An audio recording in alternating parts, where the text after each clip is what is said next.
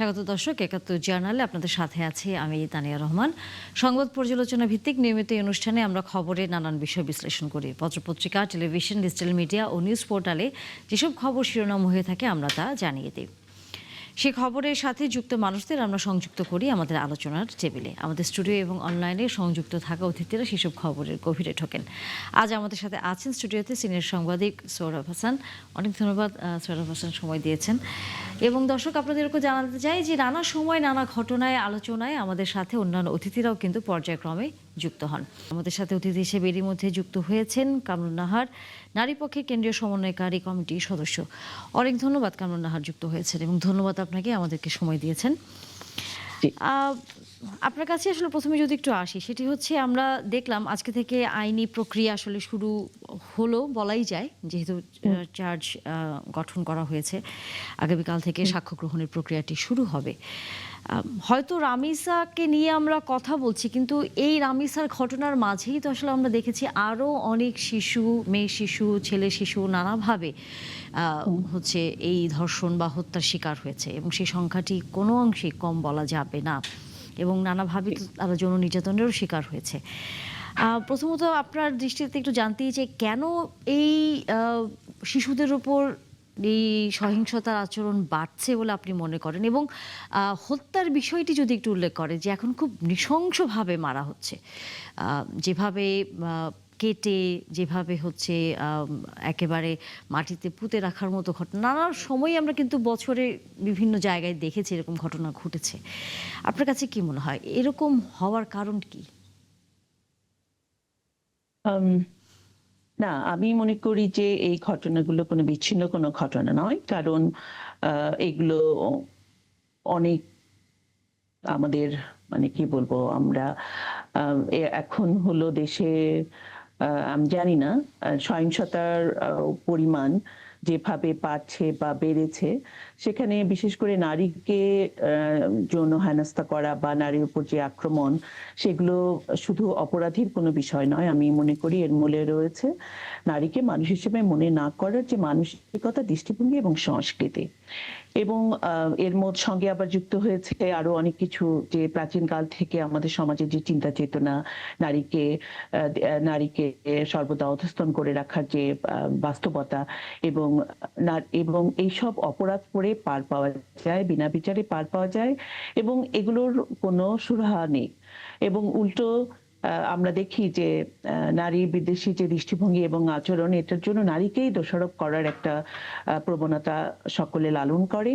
এবং আমরা দেখি যে এর পেছনে যেই করুক, যেখান থেকেই আসুক, আমরা প্রতিবাদ প্রতিরোধ করছি, কিন্তু এটা ওই কিছুটা বলা যায় যে আমরা একটুখানি করে আবার একটু হাঁপিয়ে যাই, আবার থেমে যাই, আবার হয়ে যাচ্ছে। কিন্তু হত্যার বিষয়টার সঙ্গে আমি যেটাকে মনে করি যে অপরাধী যিনি অপরাধ করছেন চিহ্ন রাখতে চান না, সাক্ষ্য রাখতে চান না, এবং সে কারণেই হয়তো হত্যার ঘটনাগুলো নৃশংসতার কথা, আসলে হত্যা তো হত্যাই, এর সঙ্গে নৃশংসতার প্রসঙ্গ আমি নাই বা বললাম। কিন্তু সাম্প্রতিককালে যে ঘটনাগুলো ঘটেছে, আমি মনে করি এর সঙ্গে বিচারহীনতার যে সংস্কৃতি আমরা দেখছি, সেগুলোর সঙ্গে আরো রয়েছে আইনি শাসনের অভাব, এবং এগুলো ঘটনার পুনরাবৃত্তি হচ্ছে বারবার। আমরা অনেকের নিন্দা জানাচ্ছি, প্রতিবাদ করছি, এবং অনেক দাবি উঠছে বিভিন্ন জায়গা থেকে, অনেক উদ্যোগও নেওয়া হচ্ছে। কিন্তু আমি মনে করি যে কোনো ঘটনারই এখন পর্যন্ত আমরা নিরপেক্ষ তদন্ত দেখছি না, এবং অভিযুক্তদের বিচারের আওতায় আনার যে দাবি সর্বমহল থেকে উঠে আসছে, সেটার বেলায় ঘাটতি রয়েছে। রামিসার বাবাও প্রথমে কিন্তু এই ধরনের একটা আশঙ্কা করেছিলেন যে এটি অন্যান্য ঘটনার মতো হারিয়ে যাবে, বিচার হবে না। তারপরেও যদিও আমরা দেখেছি সরকার খুব তড়িৎ গতিতে এই বিষয়ে পদক্ষেপ নিয়েছে, কিন্তু আরও তো অনেক ঘটনাগুলো এখনো রয়ে গেছে। আপনার কাছে কি মনে হয় যে এই বিচারটা শুরু হওয়ার কারণে কি কোনো আশার আসলে আমরা রাখতে পারি কিনা? আমরা আসলে সবসময় আশাবাদী, কারণ এই যে একটার পর একটা ঘটনা ঘটেছে, আমরা মনে করি সরকারের তরফ থেকে এর দৃশ্যমান উদ্যোগ আসতে হবে এবং এই সহিংসতা বন্ধ করার জন্য, অরাজকতা দূর করার জন্য সরকারের সর্বমহলের প্রতি আমরা জোর দাবি জানাচ্ছি যে এটার একটা দৃশ্যমান, এটা শুধু নয়, এরকম যত ঘটনাই ঘটবে সেগুলো দৃশ্যমান পদক্ষেপ আশা করা এবং অভিযুক্তদের বিচারের আওতায় নিয়ে আসা। কিন্তু আমরা ইতিমধ্যে অনেক কিছু লক্ষ্য করছি যে কিছু কিছু মানুষ আমাদের মধ্যে, যারা আমরা নিজেদেরকে শিক্ষিত বলে দাবি করি, মানবাধিকার কর্মী বলে দাবি করি, তারাও কিন্তু দৃশ্যমান জনসম্মুখে অঙ্গ কর্তন করা, জনসম্মুখে মৃত্যুদণ্ড দেয়া, এরকম দাবিও কিন্তু তুলছি আমরা অনেকে। তা আমি মনে করি এই মনস্তত্ত্বগুলোর জন্য আমরা অনেকেই দায়ী, কারণ দিন দিন যে বিচারহীনতার যে সংস্কৃতি গড়ে উঠেছে সেটার নিয়ে সরকারের কোনো সময়ই আমরা কোনো ইতিবাচক কোনো পদক্ষেপ আমরা দেখি নাই। অনেক আইন এসেছে, অনেক আইনে অনেক কঠোরতর সাজা এসেছে, কিন্তু কঠোরতর সাজার মানেই কিন্তু আইনের শাসন প্রতিষ্ঠান নয়। আইনের শাসন প্রতিষ্ঠার জন্য দৃষ্টান্তমূলক তদন্তের দিকে যেমন জোর দিতে হবে, তেমনি জবাবদিহিতা, এই যারা যারা এই প্রক্রিয়ার সঙ্গে যুক্ত আছেন তাদের সকলকে জবাবদিহিতার আওতায় আনা এবং এর জন্য জনসম্মুখে এটা প্রতিনিয়ত এটা প্রকাশ করা। এবং আমরা মনে করি যে দ্রুত বিচার অবশ্যই করণীয়, কিন্তু দ্রুত বিচার হোক বা না হোক এর ফলাফলটা অবশ্যই জনসম্মুখে প্রকাশ করতে হবে। এবং আমরা মনে করি যে অপরাধীর শুধু বিচার নয়, অপরাধীর বিচারের পাশাপাশি ক্ষতিগ্রস্ত মানুষগুলোর সামাজিক এবং মানসিক এবং অর্থনৈতিক এবং শারীরিক ক্ষতিপূরণগুলোর চিন্তা করতে হবে। আমরা আসিয়ার ঘটনা ভুলে যাইনি। আসিয়ার ঘটনার পরে একটা আইন হলো যে মৃত্যুদণ্ডের একটা শাস্তি বহাল করা হয়েছে, কিন্তু শুধু এই আইন করেই আমরা মনে করি যে এটা প্রতিরোধ করা সম্ভব নয়। এর সঙ্গে আমরা এও ভাবতে হবে যে নারীকে মানুষ হিসেবে ভাবা, নারীকে মানুষ হিসেবে চেনা এবং তার প্রতি সম্মানজনক আচরণ করার জন্য যে মানসিকতার যে পরিবর্তন এবং সচেতনতার জন্য দীর্ঘমেয়াদী কিছু কার্যকর পদক্ষেপ নিতে হবে। এবং এটার জন্য সব ধরনের প্রচার মাধ্যমে সার্বক্ষণিক প্রচারণা চালাতে হবে। এবং আমি মনে করি এটার জন্য সরকারকেই প্রথম পদক্ষেপ নিতে হবে। আপনি আছেন আমাদের সাথে সোহরাব হাসান।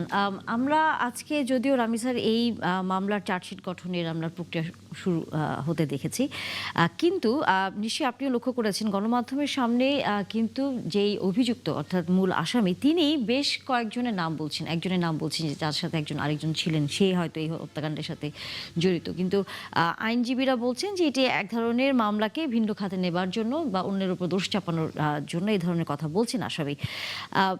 তদন্তর আগে যদি এরকম কোনো বক্তব্য আসামির পক্ষ থেকে আসে, সেটি কি তদন্তকে প্রভাবিত করে? ধন্যবাদ। না, সেটি প্রভাবিত করে না। আমি আপনার সঙ্গে যেটা যুক্ত করতে চাই, আসলে আমরা একটা মানবিক সমাজ তৈরি করতে চাচ্ছি কিনা, করার জন্য প্রস্তুত কিনা, সমাজের প্রতিটি সদস্য ধর্ম, বর্ণ, লিঙ্গ নির্বিশেষে প্রত্যেককে মানুষ হিসাবে তার সম্মান দেয়া, তাকে তার মর্যাদা দেয়া, এটি যদি আমরা দিতাম। এবং এক্ষেত্রে বাধাগুলোকে, একটা আছে সামাজিক বাধা, অর্থনৈতিক বাধা, ধর্মীয় বাধা। এই বাধাগুলো যদি বাধা বা সংস্কার, এই বাধাগুলো যদি আমরা দূর করতে পারি তাহলে এই অপরাধ অনেকাংশে কমবে। আর এখন আমরা যে এই যে রামিসা বা অন্য এগুলো হচ্ছে যে ঘটনা ঘটার পর, অপরাধ সংগঠিত হওয়ার পর এটার প্রতিকার মানে বিচার। কিন্তু এই মেয়েটি তো আর ফিরে আসবে না, এই মেয়েটির বাবা মা তো আর সন্তানকে ফিরে পাবে না। অনেক ক্ষেত্রেই দেখা যাচ্ছে যে আমাদের সমাজটা এমন যে সে হয়তো কোনো শিশু অথবা নারীকে ধর্ষণ করলো, ধর্ষণ করার পর সেই অপরাধটা ঢাকার জন্য তাকে হত্যা করে যাতে কোনো চিহ্ন না থাকে। এই মানসিকতা যখন সমাজে, এবং সেক্ষেত্রে তার পরিবার, স্বজন, কাছের মানুষ তারা খুব যে তার বিরুদ্ধে দাঁড়ায়, বা আমরা অনেক দৃষ্টান্ত দেখেছি যে সন্তানকে বাবা পুলিশে নিয়ে যাচ্ছেন, মা নিয়ে যাচ্ছেন, কিন্তু এই ক্ষেত্রে কিন্তু আমরা দেখি না যে একজন ধর্ষককে আইনের হাতে নিয়ে তার স্বজনকেও আইনের হাতে তুলে দিচ্ছে। এটা সবাই বলে যে বিচারহীনতা, তারপরে হচ্ছে বিচারহীনতা আইনি পরে, জটিলতা। কিন্তু আমরা সমাজটা কি করেছি? বিচারহীনতা তো হচ্ছে যে অপরাধ, সে তো চুরি, ডাকাতি, খুন সব ক্ষেত্রে। যেমন আবিসের বাবু কিন্তু প্রথম দিন কিন্তু এই কথা বলেছে আর যে যে- আমি জানি যে বিচার আমি পাবো না, এই না, ধরনের সেটা কথা হচ্ছে সে ক্ষোভ বলেছে। থেকে, বেদনা থেকে, হতাশা থেকে, চারপাশে। আর আমরা চাই যে তার দৃষ্টান্তমূলক শাস্তি হোক, দৃষ্টান্তমূলক সর্বোচ্চ শাস্তি। কিন্তু এই বিচারটা যাতে দৃষ্টান্ত হয়ে না থাকে, অর্থাৎ এক রামেসার বিচার হলো আর অন্যদের বিচার হলো না, তখন কিন্তু এটি, বা আসিয়ার বিচার হলো, আসিয়ার বিচার শেষ হয়নি। আপনি বহু বিচার এরকম উচ্চ আদালতে অর্থাৎ আপিল বিভাগে নিষ্পত্তির অপেক্ষায় আছে, এবং যেহেতু এসব ক্ষেত্রে মৃত্যুদণ্ড হয়, সেটা সর্বোচ্চ আদালত পর্যন্ত তার সেটি যেতে হবে, এবং হাজার হাজার মামলা, এরকম মামলা আদালতে নিষ্পত্তির অপেক্ষায় আছে। আর সেক্ষেত্রে দ্রুত বিচারটা দ্রুত বিচারের নামে আমরা অবিচার চাই না, কিন্তু বিচার প্রক্রিয়াটার মধ্যে যাতে কোনো গলদ না থাকে, দীর্ঘসূত্র না হয়। এখন এটা এক ধরনের দৃষ্টান্ত দেখাতে চাচ্ছে যে 1 মাসের মধ্যে বিচার বা 15 দিনের মধ্যে বিচার, সেটা অন্য মামলায় তো হবে না। এখন তাহলে অন্য মামলাগুলো কিভাবে হবে? এখন এই সম্প্রতি আইন সালিশ কেন্দ্রই বলল যে গত কয়েক মাসে যে হত্যাকাণ্ড, হত্যা, নারী নির্যাতনের ঘটনা ঘটল, সেক্ষেত্রে কয়টার মামলা হয়েছে, কয়টা তদন্ত হয়েছে। এখানে আমাদের যে দুর্বলতাগুলো, তদন্তে যে দুর্বলতা, এখন এই হত্যাকাণ্ড বা এই ধর্ষণের বিরুদ্ধে একটা জনমত তৈরি হয়েছে, একটা জাগরণ তৈরি হয়েছে। এই কারণে এখন ধরুন পুলিশ দ্রুত বিচার চাচ্ছে, আইনজীবীরা চাচ্ছেন, অন্যরাও চাচ্ছেন, বাদী চাচ্ছেন। কিন্তু অন্য ক্ষেত্রে কী হবে?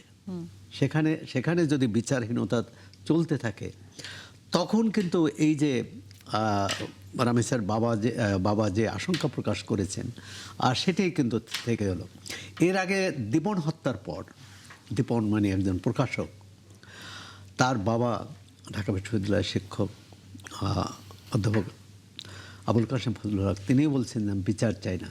কিন্তু তিনি আরেকটি কথা বলছিলেন, আমি বিচার চাই না, বিচার চাইলে তো আমি সন্তানকে ফিরে পাবো না। তার চেয়েও গুরুত্বপূর্ণ হচ্ছে যে দর্শন, যে চিন্তা একজন মানুষকে হত্যা করতে উদ্বুদ্ধ করে, সেই দর্শন যদি সমাজ থেকে আমি দূর না করতে পারি, তাহলে তো আরেকটি ঘটনা ঘটবে, অন্য নামে, অন্যভাবে। আমরা একটা মানবিক সমাজ তৈরি করতে পারি না। ধরেন আমাদের অনেক রকমই আছে, আমাদের শিক্ষা প্রতিষ্ঠান বলেন, পরিবার বলেন, নানা রকম বাধা। বাবা মাও কিন্তু আমাদের সমাজ একটা ছেলে এবং একটা মেয়েকে একই সুযোগ সুবিধা দিয়ে, একই পরিবেশ, একই পরিচর্যায় কিন্তু তাকে বড় করেন না, মানুষ করেন না। সেখানে একটা বৈষম্য থাকে, এবং ওই সন্তানের প্রতি যখন বৈষম্য করা হয়, মেয়ে শিশুর প্রতি, তখন তার ভিতর একটা হীনমন্যতা বোধ জাগে, এবং এই হীনমন্যতা বোধ হলো সামাজিকভাবে এটা দূর। প্রথমত হচ্ছে যে এই বৈষম্যটা না থাকবে, বৈষম্যটা কীভাবে দূর করা যায়, এটা আমরা শুরু করতে হবে পরিবার থেকে। সাহস যোগাতে হবে প্রতিবেশী, প্রতিষ্ঠান, শিক্ষালয়, এবং সবশেষে তো আইন আদালত আছে। আমরা যদি কামরুন রাহান ওনার কাছে আসতে চাই, সেটি হচ্ছে যে এই যে শুধু রামিসার আমরা ঘটনার বিচার খুব তড়িৎ গতিতে করছি, কিন্তু অন্যান্য বিচারগুলো যদি এরকম করতে না পারি, তাহলে তো দিন শেষে সেই বিচারহীনতা, দীর্ঘসূত্রিতা, এবং এরকম তো আসলে শুধু তো শহরের ঘটনা ঘটলে আমরা জানি, কিন্তু গ্রাম অঞ্চলে, জেলা পর্যায়ে এরকম কত ঘটনা ঘটে যাচ্ছে, সব গণমাধ্যমে আসছেও না, আমরা জানছি না। কারণ তারা খুবই নিম্ন মধ্যবিত্ত পরিবারে, তারা মামলা মোকদ্দমায় যেতে চায় না, প্রভাবশালীর একটা ভয় থাকে, এরকম নানা ঘটনার মধ্য দিয়ে তাদের যেতে হয়। তাহলে আপনার কাছে কি মনে হয় যে বিচারহীনতার জায়গাটা কি আসলে থেকেই যাচ্ছে, শুধুমাত্র আমরা একটি ঘটনার হয়তো বিচার করতে পারছি বলে মনে হয়? না, আমার মনে হয় যে আসলে যে সামাজিক এবং মনস্তাত্ত্বিক ব্যবস্থাটা এই ঘটনাগুলোকে ঘটতে দিচ্ছে, এবং সেই ব্যবস্থাটা আসলে আমরা কি করে ভাঙবো, সেটাই আমি মনে করি করি আজকে আমাদের মূল আলোচনা হওয়া উচিত এবং এটাকে জাতীয় আলোচ্য সূচির মধ্যে আসা উচিত এবং এটাকে একটা জরুরি ব্যবস্থাপনায় নিয়ে এসে জরুরি ব্যবস্থা ঘোষণা করা, যাতে করে এটা সবার মানে সরকারের একটা মূল প্রাধান্যে কাজের তালিকার প্রাধান্যে চলে আসে।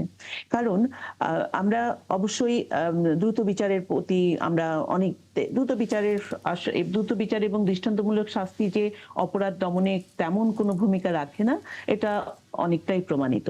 কিন্তু যাই হবে সেটা হবে আইনসিদ্ধ হতে হবে এবং সেটা যাতে অবশ্যই এটার জন্য যে ব্যবস্থাপনাগুলো আছে আপনি সেই আইনের কথা ব্যবস্থাপনাগুলো বলছিলেন, একটু আপনার সাথে একটু যুক্ত করতে চাই। আপনি নিশ্চয়ই যখন রামিসের ঘটনাটি নিয়ে সারা দেশ উত্তাল, নানা রকম খবরাখবর হচ্ছে, একই রকম খবর আমরা কিন্তু চট্টগ্রামে হতে দেখেছি। তখন সেখানে সাধারণ মানুষ অনেকেই নিজ হাতে আইন তুলে নেওয়ার একটি প্রক্রিয়া, অর্থাৎ বলছিলেন যে ধর্ষককে আমাদের হাতে ছেড়ে দেন, পুলিশের কাছ থেকে ছিনিয়ে নেওয়ার মতো ঘটনার পরিস্থিতিও তৈরি হয়েছে। এই যে সাধারণ মানুষের ভেতরে যে এই ক্ষোভটা, যে আইন না মানা বরং নিজের হাতে আইন তুলে নেওয়া, এটি আপনি কিভাবে দেখছেন?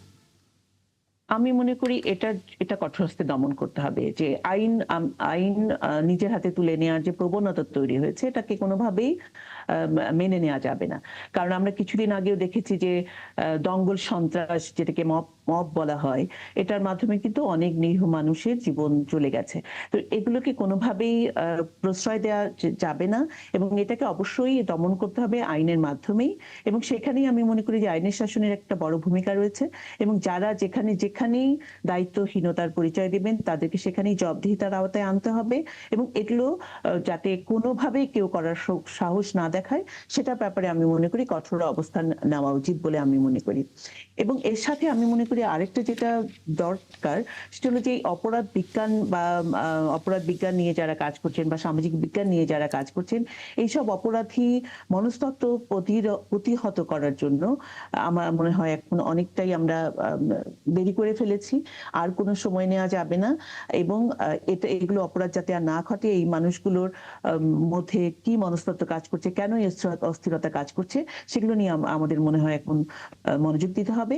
এবং সেখানে আমি আইনি শাসনের প্রতি আবারও জোর দিতে অনুরোধ করব সরকারকে এবং সরকারের যে প্রতিষ্ঠানগুলোর আছে সেগুলোর সক্ষমতা বাড়ানো এবং সেখানে প্রয়োজনীয় বাজেট বরাদ্দ করা। আপনি আইনের শাসনের দিকে খুব জোর দিচ্ছেন। আমরা আরেকটি প্রসঙ্গ নিয়ে আলোচনা করতে চাই। আপনি আছেন আমাদের সাথে, আমাদের সহকর্মী নাদিয়া শারমিন এর মধ্যে যুক্ত হয়েছেন এবং একই সাথে যুক্ত হয়েছেন আরেকজন অতিথি, মেজর শাকিল নেওয়াজ, অবসরপ্রাপ্ত সাবেক পরিচালক ফায়ার সার্ভিসের। নাদিয়া শারমিন, আশা করি আপনি আমাকে শুনতে পাচ্ছেন। জি, শুনতে পাচ্ছি। আচ্ছা নাদিয়া, আমরা জানি যে আদ্দিনে যে শিশু মারা গেছে সেই ঘটনা নিয়ে এরই মধ্যে নানা রকম খবরাখবর হওয়ার পাশাপাশি একটি খবর আজকে আপনি নিজেই করেছেন, সেটি হচ্ছে যে এই আদ্দিন হাসপাতালটি ঝুঁকিপূর্ণ। তো আমরা এর আগে থেকেও বলতাম, গণমাধ্যমে সংবাদ এসেছে, পরিষ্কার পরিচ্ছন্নতার জায়গা থেকে এই চিকিৎসা ব্যবস্থা নিয়ে নানা প্রশ্ন যেমন এসেছে, সেই ঝুঁকির জায়গায় এর আগে ফায়ার সেফটির যে বিষয়টি, অর্থাৎ একটি হাসপাতালে যে ধরনের ব্যবস্থাপনা থাকা দরকার সেটি পাওয়া যায়নি বলে আপনি একটি রিপোর্ট করেছেন অনুসন্ধানে। একটু বলবেন আপনি এই রিপোর্ট করতে গিয়ে কি আসলে আপনার কাছে তথ্য এসেছে?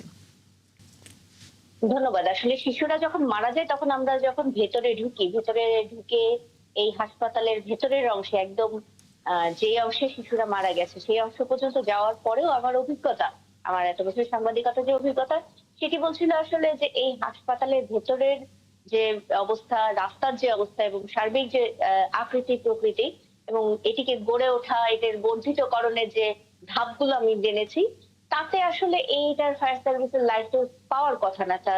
তারপরও পেয়েছে কিনা জানার জন্য আমি যাচাই করার চেষ্টা করি। গত রাতে আমি এই নথি পাই যে এটি আসলে কোনোভাবেই ফায়ার সার্ভিসের লাইসেন্স পায়নি। প্রথম থেকেই এরা কখনো ফায়ার সার্ভিসের কোনো লাইসেন্স পায়নি। মূলত বাণিজ্যিক একটি লাইসেন্সের জন্য তারা আবেদন করে এই কাজ চালাচ্ছিলেন এবং সেটিও নবায়ন করা নেই। এরপরে এই ফায়ার সার্ভিসের যে ফায়ার সেফটি প্ল্যানের অনুমোদন তারা কখনোই নেননি এবং ফায়ার সেফটি প্ল্যানের অনুমোদন যে নেননি এটা নিয়ে কিন্তু ফায়ার সার্ভিস বেশ কয়েকবার তাদের এখানে ইন্সপেকশন এসেছেন। তাদের এখানে ইন্সপেকশন আসার পরে তারা দেখে নিয়ে সন্তোষজনক জিনিস না পাওয়াতে, অর্থাৎ যে জিনিসগুলোর কথা আমি আমার নিউজেও বলেছি যে ফায়ার এক্সিট এখানে নেই, এখানে অন্যান্য যে ব্যবস্থাগুলো থাকা দরকার একটি হাসপাতালে খুব জরুরি কোনো দুর্ঘটনা ঘটলে, আগুন বা ভূমিকম্পের মতো ঘটলে সেখান থেকে বেরোনোর পথ, সেখানে দ্রুত পানি দিয়ে আগুনগুলো নেভানোর পথ, সেই যে ব্যবস্থাগুলো থাকার কথা সেগুলো নেই। এবং এই রিপোর্টটা তারা যখন দেন তখন এই রিপোর্ট, এই পরিদর্শনের পরে তারা মূলত রিপোর্টটি দেন, এবং রিপোর্টটি দিয়েছিলেন তারা এবছরের প্রথম দিকে। এবছরের প্রথম দিকে রিপোর্টটা দেওয়ার পর থেকে এখনো আসলে আমরা যখন পর্যন্ত গেছি তখন ফায়ার এক্সিট আমরা দেখিনি। ফায়ার এক্সিটটাই আসলে তারা করতে চান কিনা বা বোঝেন কিনা আমি জানি না, বাট আমরা যেটি দেখেছি এবং ফায়ার সার্ভিসে যেটি দেখেছে তাদের 3টি সিঁড়ি আছে, কিন্তু ফায়ার এক্সিট যাকে বলে, যে এই আগুনের ভেতর থেকে বেরিয়ে আসার জন্য ভবনের আকৃতি অনুযায়ী কতগুলো রাস্তা, বিকল্প রাস্তা থাকতে হবে, যে রাস্তাগুলো দিয়ে আগুন ধরলে লিফট এবং আপনি অন্যান্য বলছিলেন যে ভেতরের রাস্তা ফায়ার কাটিয়ে বেরিয়ে সার্ভিসের আসে, সেইগুলো পক্ষ নেই। থেকেও তাদেরকে এই বিষয়টি জানানো হয়েছে এবং বারবার চিঠি দেওয়া হয়েছে। সেই চিঠির উত্তরে হাসপাতাল কর্তৃপক্ষ আসলে কি বলেছে? চিঠির উত্তরের ব্যাপারে আমি এখনো কোনো সন্ধান পাইনি। চিঠির উত্তরের ব্যাপারে অবশ্যই আমি হাসপাতাল কর্তৃপক্ষের কাছ থেকে জানার চেষ্টা করতে চাই, কিন্তু হাসপাতাল কর্তৃপক্ষ, আপনি জানেন, প্রথম থেকেই যে অবস্থা রয়েছে এবং আমাদের সাথে তাদের দুর্ব্যবহার, আমাদের উপর হামলা, এই যে নানান ধরনের বাধা সৃষ্টি করা আমাদের কাজে এবং ভেতরে ঢুকতে না দেয়া, এবং যথাসম্ভব যারা পরিচালক রয়েছেন তারা যথাসম্ভব তাদের তাদের ইচ্ছা মতন যেটুকু দরকার সেটুকু বলে নিয়ে তারা আসলে সরে যান, যে যখন প্রেস ব্রিফিং বা অন্যান্য জায়গাগুলোতেও তারা থাকেন। কাজে আসলে এই বিষয়গুলো সম্পর্কে সুস্পষ্ট যে তথ্যগুলো জানা, সেই জানানোর মতন যথেষ্ট সহযোগিতা আমরা হাসপাতাল কর্তৃপক্ষের কাছ থেকে হাসপাতাল থেকে এখন আসলে পর্যন্ত সহযোগিতা পাইনি। করা হয়নি। তারপরেও আমরা অপেক্ষা আপনি করব। আছেন আমাদের সাথে, মিস্টার শাকিল নামাজ, আপনার কাছে আসতে চাই। একটি হাসপাতাল যেখানে মানুষের নিরাপদ থাকার কথা, তার সুস্থ হয়ে আসার কথা, আর সেখানে যখন নবজাতক শিশু এবং প্রসূতি মাদের চিকিৎসা দেয়া হয়, সবচেয়ে বলা যায় সেন্সিটিভ একটি জায়গা, সেখানে এমনি তো তদন্ত চলছে যে 6টি শিশু কিভাবে মারা গেছে সেটি তো আসবেই, কিন্তু তার পাশাপাশি যখন সেই হাসপাতালের ফায়ার সেফটি নিয়ে কোনো ধরনের পরিকল্পনাই নেই, সেরকম হাসপাতালে পরিচালনা এখনো চলছে, বিষয়টি কিভাবে দেখছেন? ধন্যবাদ আমাকে আমন্ত্রণ জানানোর জন্য। দেখেন, দিস ইজ আনফরচুনেট। আপনি কয়টা হাসপাতাল করবেন? এই যে নাদিয়া আপা আমার সামনে আছেন, আমার মনে আছে, আই ক্যান রিমেম্বার, এই আপাকে আমি কিন্তু পুরো ডকুমেন্টই দিয়েছিলাম, যে অ্যাসেসমেন্ট পুরো ঢাকা শহর এবং পুরো বাংলাদেশের। আমি আপনাকে বলতে পারি পুরো ঢাকা শহরে প্রায় মোর দেন 2000 এর উপরে হসপিটাল, তার ভিতরে হার্ডলি 5 or 6 আপনার সেফটি কোনো মতে পাস সেফটি অ্যাসপেক্টে, আর বাকিগুলা সেফটি কোয়ালিফাইড করেনি, এবং আজ পর্যন্ত কিন্তু ওই একই অবস্থায় রয়ে গেছে। এর পিছনে হলো রাজনৈতিক সদিচ্ছা না থাকলে পরে কোনো কিছু কিন্তু হবে না। এই হাসপাতাল যেটা আজকে আপনি দেখলেন, I can give you this certificate, guarantee এবং ওয়ারেন্টি, এটা আসলে হাসপাতাল অনুযায়ী কিন্তু এটা ড্রয়িং এবং ডিজাইন কিন্তু তৈরি করা হয়নি। হয়তো ড্রয়িং এবং ডিজাইন অন্যটা করা হয়েছে এবং এটাকে যখন অন্য কাজে করতে পারে নাই তখন এটা হাসপাতাল করেছে। আই নো দিস হাসপাতাল, মানে আমি এটা দেখেছি। এটাতে আল্লাহ না করুক কোনো অগ্নি দুর্ঘটনা হলে পরে, এটা আমি মনে করি যে পেশেন্টটা পৃথিবীর সবচেয়ে ডেঞ্জারাস জায়গা হলো বলে হাসপাতাল ইভ্যাকুয়েশন। এখানে যে কত লোক মারা যাবে এটা কল্পনা করা যায় না। আর এখানে সব অসুস্থ লোকজন থাকে, তার ভিতরে ছোট বাচ্চা এবং জন্মগ্রহণ করছে, বিভিন্ন প্রবলেম নিয়ে জন্মগ্রহণ করছে। তাদের ইভাকুয়েশন প্ল্যান যদি, ইভাকুয়েশন সিস্টেম যদি ঠিক না হয় তাহলে কি যে হবে এক আল্লাহ জানে। তো আমার মনে হয় যে এটাকে সরকারের এটা গুরুত্বপূর্ণ এই অনুযায়ী করা উচিত। কোন অবস্থাতে একটা প্রতিষ্ঠান মৃত্যুকূপ হতে পারে না। এই প্রতিষ্ঠান চিকিৎসার দরকার নাই, যে প্রতিষ্ঠান মানুষ মারবে এবং মানুষ এমনিই মারা যাবে সেই ইয়ের দরকার নাই, সেই হাসপাতাল দরকার নাই। আমরা হাসপাতালে যাই জীবন রক্ষা করার জন্য, এবং জীবন রক্ষার জন্য যেন হাসপাতাল হয় সেরকম। এবং এর জন্য আমি বলে সরকারি হাসপাতাল থেকে শুরু করে পাবলিক প্রাইভেট যত হাসপাতাল আছে এগুলোকে ইমপ্রুভ করতে হবে। তা না হলে পরে এরকম একটা ইনসিডেন্ট হবে, আপনারাই ডাকবেন, কথা বলবো, কিন্তু এগুলো করার কিছু নাই। আবার আপনি হয়তো বলবেন এখন যে ফায়ার সার্ভিস এখনো কিছু করে নাই কেন? এখানে ফায়ার সার্ভিসের হাত বাঁধা, সে কয়টা করবে, করবে, এগুলা বহুতগুলা ইস্যু রয়েছে। সেগুলাতে রাজনৈতিক যদি সদিচ্ছা না থাকে তাহলে এরা কোনোভাবেই সম্ভব না। এই জন্য ওই এলাকার যে রাজনৈতিক যে লিডার আছে, এমপি আছে, যে হেলথ মিনিস্টার আছে, তাকে উঠে পড়ে লাগতে হবে, আদা জল খেয়ে লাগতে হবে যে কিভাবে এগুলো উন্নত করা যায়। তা না হলে পরে আজকে একটা ইনসিডেন্টে শুধু একটা এই চাপে দেওয়া হচ্ছে আপনার এটা এসি গ্যাস লিকেজ, এর ভিতরে অনেক কিছু আছে। এসি গ্যাসে তো যে বর্তমানে এসির গ্যাস যেগুলো ইউজ করা হয় এগুলো কিন্তু এতটা টক্সিক না। যদি বাচ্চায় মারা যায় তাহলে বাকিগুলো এফেক্টেড হলো না কেন? হয়তো বাচ্চা খুব ছিল, তারা নিঃশ্বাস নিতে পারে নাই, কিন্তু বাকিগুলাতে হেডেক হবে বা এরকম হবে, সে ফিলটা তো করে নাই। তার মানে এর ভিতরে আরো অনেক কিছু আছে, সেগুলা নিয়ে তদন্ত বোর্ডকে বের করতে হবে। এবং আমি আরেকটা করবো, সব রাজনৈতিক সদিচ্ছা না হলে পরে এটা হবে না। আপনি রাজনৈতিক সদিচ্ছার কথা বলছিলেন সৌরভ হাসান, সেটি হচ্ছে এই যে এত অব্যবস্থাপনার মধ্যে শুধু তো আমরা একটি হাসপাতাল নিয়ে আলোচনা করছি, কিন্তু ঢাকা শহরে পুরো বাংলাদেশে রীতিমতো অলিতে গলিতে এখন নানা ধরনের এরকম ক্লিনিক, নানা ধরনের হাসপাতাল, বড় বড় বিলবোর্ডে বিভিন্ন ডাক্তারের নাম দিয়ে চলে। সেগুলো কেন হচ্ছে কখনোই দেখা হয় না, যতক্ষণ পর্যন্ত ঘটনা না ঘটে পর্যন্ত আমরা আসলে নজরে আসি না। কিন্তু এতটা অব্যবস্থাপনার মধ্যে দিনের পর দিন এরকম একটা হাসপাতাল কিভাবে চললো? না, একটা তো না, শত শত হাসপাতাল। যে যেমন ভাই বলছিলেন যে 5-6টি হাসপাতাল হয়তো নিয়ম রক্ষা করে চলছে, আর নাদিয়া বলছিলেন যে অগ্নি নির্বাপন ব্যবস্থা নেই। এটা তো হচ্ছে দুর্ঘটনাটা ঘটার পরে আসলো, কিন্তু একটি হাসপাতালের জন্যে অগ্নি দুর্ঘটনা ঘটুক বা না ঘটুক তার আগে যে সুরক্ষাগুলো দরকার, অর্থাৎ ওই শিশুটি কোন পরিবেশে থাকতে পারবে, তার শ্বাসকষ্ট হবে না, তার মা অসুস্থ হবেন না, এইরকম পরিবেশটা তো রাখা উচিত ছিল। সেটি হচ্ছে একটি হাসপাতাল পরিচালনার পূর্ব শর্ত, সেটি তারা ভঙ্গ করছে। ধরুন অগ্নি নির্বাপক ব্যবস্থা আছে কি নেই সেটা পরের, কিন্তু হাসপাতাল করার জন্যে যে কাজগুলো করা দরকার তাদের, অন্য 5টি ভবনের মতো তো হাসপাতাল নির্মাণ করা যায় না। যেটা হচ্ছে বা এটা দুর্ভাগ্যজনক যে এই ভবনটি বা আরও অনেক হাসপাতাল সে করা হয়েছে হয়তো অন্য উদ্দেশ্যে, সেটা আবাসিক হতে পারে, বাণিজ্যিক হতে পারে। এমনকি বাণিজ্যিক ভবনের আর হাসপাতাল তো আলাদা। হাসপাতালের নিজস্ব কাঠামো থাকতে হবে, যেখানে রোগী চিকিৎসকদের নিয়ে কারবার এবং সেবিকা বা অন্যান্য। আদিনের কিন্তু একটা সুনাম ছিল যখন শুরু ছিল, যে অন্তত সেবা পেতেন, আর সেখানে মায়েরা যে বা রোগীরা যে কম খরচে আসলে কম খরচে হতো, কিন্তু কম খরচের মানে হচ্ছে এরকম মৃত্যুর মুখে ঠেলে দিতে পারে। এর মধ্যে আরেকটি দেখলাম যে সেটা নোংরা দূষিত পরিবেশের কারণে 3 লাখ টাকা জরিমানা করে। এবং কিছু বেকারিও পাওয়া গেছে। আচ্ছা, বেকারি পাওয়া গেছে, উপরে কারখানা পাওয়া গেছে। এখন অনেকের সন্দেহ যে এই কারখানা থেকে সেখানে কোনো মানে বন্ধ হওয়ার এসি নষ্ট হয়েছে কিনা সেটা প্রশ্ন। বেকারি কেন থাকবে? মানে আমাদের যারা মানে জনসেবার জন্যই তো এসব করা হয়, তারা ব্যবসা করবেন না, ব্যবসা নিয়ে তো কেউ প্রশ্ন করছে না।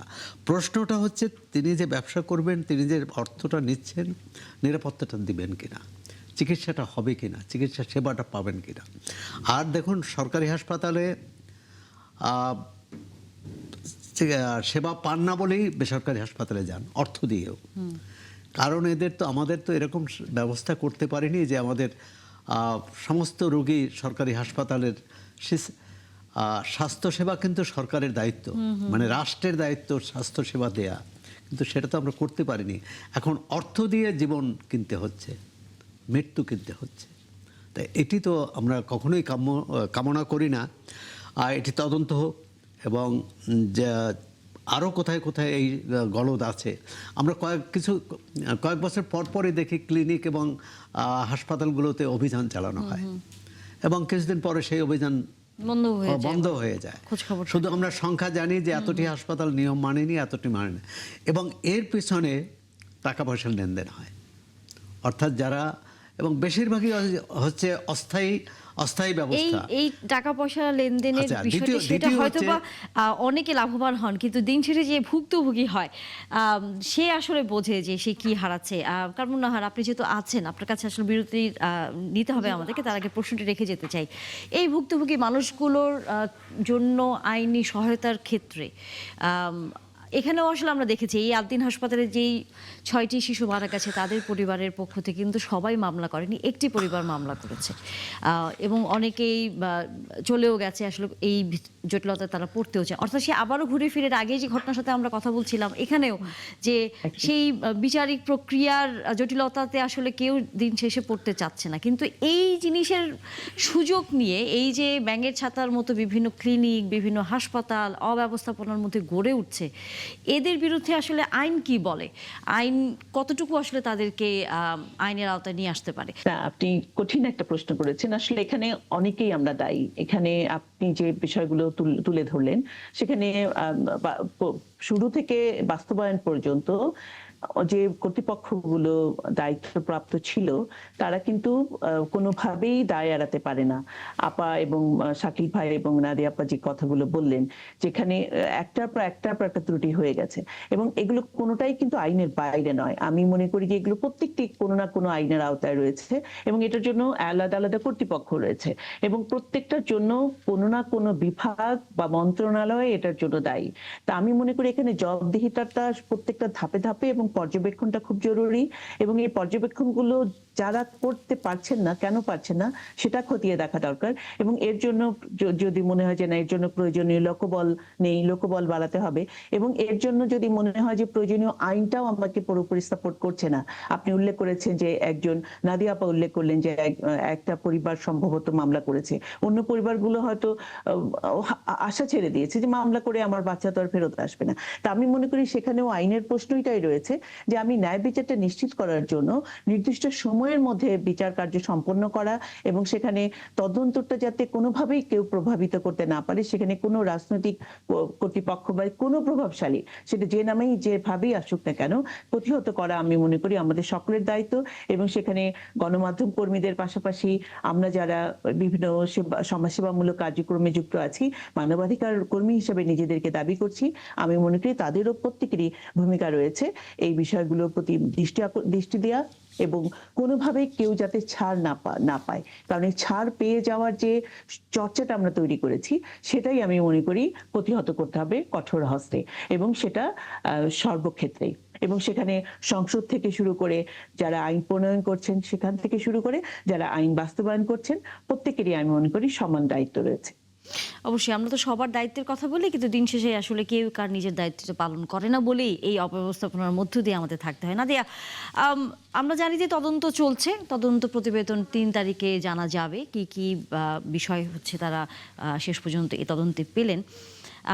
আপনি যেহেতু ওখানে খবরাখবর রাখছিলেন, প্রাথমিকভাবে তো যেই কথাগুলো বলা হচ্ছিল যে এসির লিকেজ থেকে এই ধরনের ঘটনা ঘটতে পারে এবং একই সাথে অব্যবস্থাপনার পাশাপাশি সেখানে অপরিষ্কার সেই হাসপাতালটি, এরই মধ্যে দু একটি গণমাধ্যম আবার বলছে যে হাসপাতাল কর্তৃপক্ষ নিজেরাও একটা তদন্ত কমিটি গঠন করেছে, তারাও তাদের মতো করে একটা তদন্ত করবে।